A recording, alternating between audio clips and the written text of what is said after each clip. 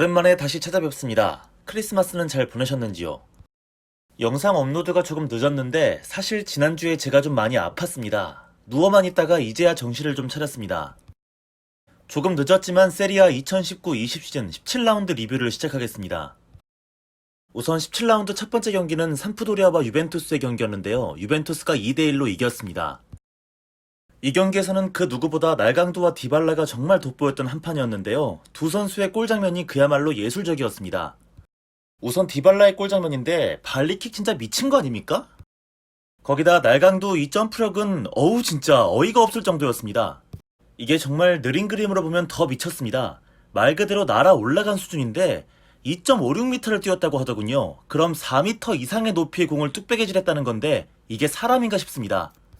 그리고 데미랄 얘기를 다시 한번 해보죠. 얘 확실히 잘합니다. 스피드도 빠르고 몸싸움도 참 좋아요. 다만 다소 지나치게 거친 수비를 자주 보여주는데 이 장면은 느린 그림을 보고 진짜 깡패인 줄 알았습니다. 하지만 이후에 영리하게 신경전을 벌이면서 상대 공격수를 퇴장시키는 걸 보면 참 알다가도 모르겠습니다. 더 지켜보겠습니다. 다음 경기는 피오렌티나와 로마의 경기입니다. 피오렌티나가 로마에게 4대1로 홈에서 발렸습니다. 피오렌티나 몬텔라 감독의 모가지가 걸려있던 한판. 하지만 피오렌티나 라인업을 볼 때부터 쎄했더랬죠. 에이스 키에사가 부상을 이유로 경기에 뛰지 않았습니다. 경기는 펠레그리니가 좋은 활약을 보이면서 가볍게 로마 쪽으로 기울었는데요. 수비수들에게 둘러싸였음에도 불구하고 볼을 안정적으로 지켜내면서 박스 안쪽으로 정확한 패스를 집어넣어 제코의 선취골을 만들더니 스코어 2대1 상황에서는 결정적인 골까지 넣어버립니다. 이번에는 피오렌티나 이야기를 좀 많이 해보겠습니다. 왜냐하면 피오렌티나가 좋됐다. 어느새 순위는 15위, 심각한 것은 강등권과 승점 3점 차이밖에 나지 않게 됐다는 겁니다. 거기다가 더 심각한 것은 몬텔라 감독이 결국 경질되고 새 감독이 왔는데 그게 이아키니 감독이라는 겁니다. 저는 도대체 왜 이런 선택을 했는지 도저히 이해를 할 수가 없어요. 왜냐하면 이 감독은 그야말로 세리아의 경질 왕이기 때문입니다. 2008년 키예보를 승격시키고 3개월 만에 경질, 2009년 브레시아를 승격시키고 4개월 만에 경질, 2011년 삼프도리아를 승격시키고 곧바로 계약 해지, 2013년 시에나를 강등시키고 경질, 팔레르모에서는 전설적인 한 시즌 같은 팀에서 2경질, 2016년 우디네스에서 경질, 2018년 사수올로에서 경질, 경질. 이런 감독을 왜 데려오는지 정말 모르겠어요. 작정이란 게 계획이란 게 너한테 있긴 하니? 뭐 그래도 피오렌티나 선수 출신인 만큼 잘했으면 좋겠습니다. 다음 경기, 우디네세와 칼리아리의 경기는 우디네세가 2대1로 승리를 거뒀습니다. 그야말로 이번 시즌 세리아 태풍의 눈이었던 칼리아리가 조금씩 내려가고 있습니다. 2연패로 어느덧 6위로 떨어졌는데요. 참 아쉬운 경기였습니다. 데파울에게 원더골로 실점, 후반 막판에 주앙 페드로가 동점골을 넣었는데요. 하지만 단 1분 만에 다시 실점을 하면서 결국 지고 말았습니다. 칼리아리의 최근 부진의 이유는 수비에 있는 것 같습니다. 첫 12경기에서 13실점만을 했던 수비가 최근 5경기에서 무려 17점을 하고 있는 겁니다. 그리고 밀라노에서는 큰 반전의 결과물이 하나 나왔습니다. 인테르가 제노아를 4대0으로 완파했습니다. 제가 반전의 결과라고 했던 이유는 인테르가 정상적인 전력이 아니기 때문인데요. 미드필더는 브로조비치의 경고 누적과 부상으로 한숨만 나오는 트리오가 나오게 됐고요. 설상가상 라우타로 역시 경고 누적으로 결장하면서 2002년생 유스 공격수 에스포지토가 선발로 나왔던 경기였습니다. 근데 유스 하니까 생각났는데 제노아 골키퍼 라두와 공격수 피나몬티는 인테르 유스입니다. 유스를 상대로 라두한테는 4골을 꽂아버리고 피나몬티한테는 1골도 안 내줬네요. 이 경기의 주인공은 공격수 루카쿠였습니다. 팀의 첫 번째 득점을 해낸 것을 시작으로 마지막 골도 아주 멋지게 넣었는데요. 확실히 이번 경기로 깨닫게 됐습니다. 하위권 팀들은 루카쿠의 피지컬과 드리블을 절대 막을 수 없다는 걸요. 깡패가 따로 없습니다. 또 유스 공격수 에스포지토에게 PK를 양보하며 에스포지토의 세리아 데뷔골을 선물하는 훈훈한 모습을 보여주기도 했습니다. 그리고 인테르는 이번 경기 흐뭇한 장면을 많이 볼 수 있었는데요. 드디어 센시가 교체 투입으로 부상에서 회복된 모습을 보여주기도 했습니다. 후반기가 더욱 기대되는 인테르입니다. 부상으로 빠져있던 산체스, 아사모아, 센시, 바렐라가 모두 1월에 돌아올 예정이기 때문입니다. 한편 이 경기를 끝으로 제노아의 티아고 모타 감독 역시 경질됐습니다. 인테르 트래블의 주역이었던 선수였는데 참 얄궂게 됐네요. 다음은 토리노와 스팔의 경기. 리그 꼴등 스팔이 토리노를 잡았습니다. 토리노는 점점 더 상태가 안 좋아지는 느낌인데요. 전반 4분 만에 기분 좋게 선취골을 넣었던 토리노. 하지만 스트레페자에게 동점골을 허용하는데요. 그리고 또 나왔습니다. 토리노의 병신 수비. 이번에는 브레메르가 사고를 치고 퇴장을 당했어요.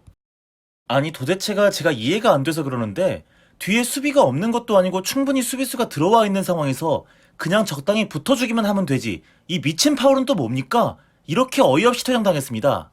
온갖 조잡스러운 짓은 다 하면서 연봉은 억대로 가져가고 외제차 몰고 결국 10명으로 싸우다가 골 먹고 졌습니다.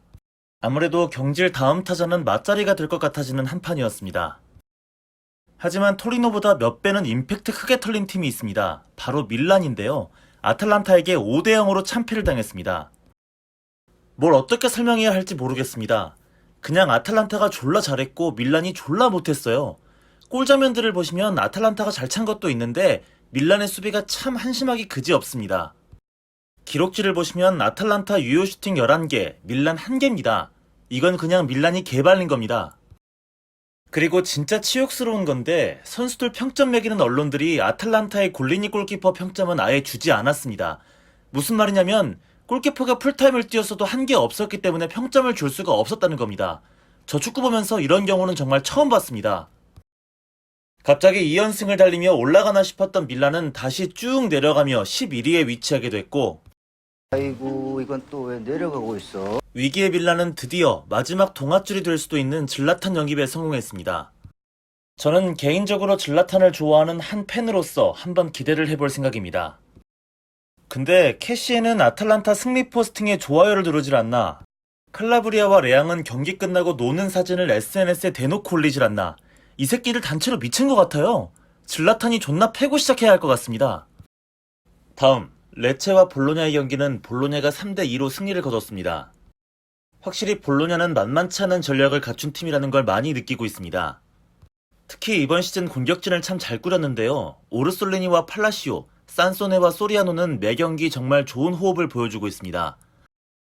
이번 경기 3득점은 물론 전체적인 찬스 메이킹을 이 네 선수가 골고루 만드는 활약을 보여주고 있는 볼로냐입니다.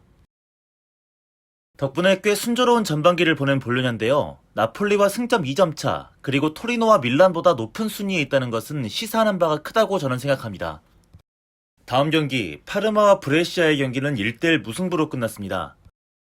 발로텔리가 슬슬 폼이 올라오는 것 같습니다.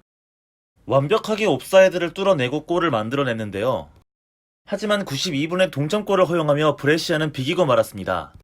브레시아에겐 아쉬운 찬스 하나, 수비수의 삽질 패스를 받고 완벽한 골찬스를 만들어냈는데요. 이걸 공격수 돈나룸마가 날려먹었습니다. 그리고 이번 라운드 마지막 경기 사수올로와 나폴리의 경기가 열리기 며칠 전에 사수올로는 브레시아 원정에서 2대0으로 승리를 거뒀는데요. 이건 사실 7라운드 경기입니다. 제가 전에도 말씀드렸던 적이 있는데 사수올로의 스퀸지 구단주가 세상을 떠나게 되면서 추모하는 의미로 경기가 뒤로 밀린 것이었지요. 이 경기는 트라우로의 득점 그리고 카푸토의 추가 득점으로 사수올로가 가볍게 이겼는데요. 하지만 연속된 일정 속에 나폴리에게는 2대1로 역전패를 당하고 말았습니다. 가투소 감독의 나폴리 데뷔 승이자 챔피언스리그 경기 포함 무려 11경기 만에 거둔 나폴리의 승리였습니다. 가만히 있어보자 10월 20일 베로나전에서 이기고 처음 이기는 거니까 2달도 넘게 1승도 못하고 빌빌 싸고 했던 나폴리였습니다. 사수올로로서는 에이스 베라르디가 근육 부상으로 결장하면서 참 힘든 경기가 되지 않을까 싶었는데요. 하지만 오히려 선취골은 사수올로가 넣었습니다. 트라우레의 득점. 사수올로에서는 이 트라우레 선수가 최근 참 눈에 띕니다. 2000년생의 어린 선수인데 이번 시즌 벌써 리그 3골째 기록하고 있습니다. 그러나 알랑이 동점골을 기록하는데요. 매우 놀라운 일입니다. 왜냐하면 알랑이 거의 득점을 하지 못하는 선수이기 때문입니다. 골 기록을 보시면 한 시즌에 달랑 한 골만 넣은 시즌도 제법 많습니다. 이후 카에온이 역전골을 집어넣는 나폴리. 는 골 취소. 카에온의 발이 살짝 앞서 있었습니다. 이렇게 또 무제배를 하는가 싶더니 94분에 진짜로 역전골을 만들어냈습니다.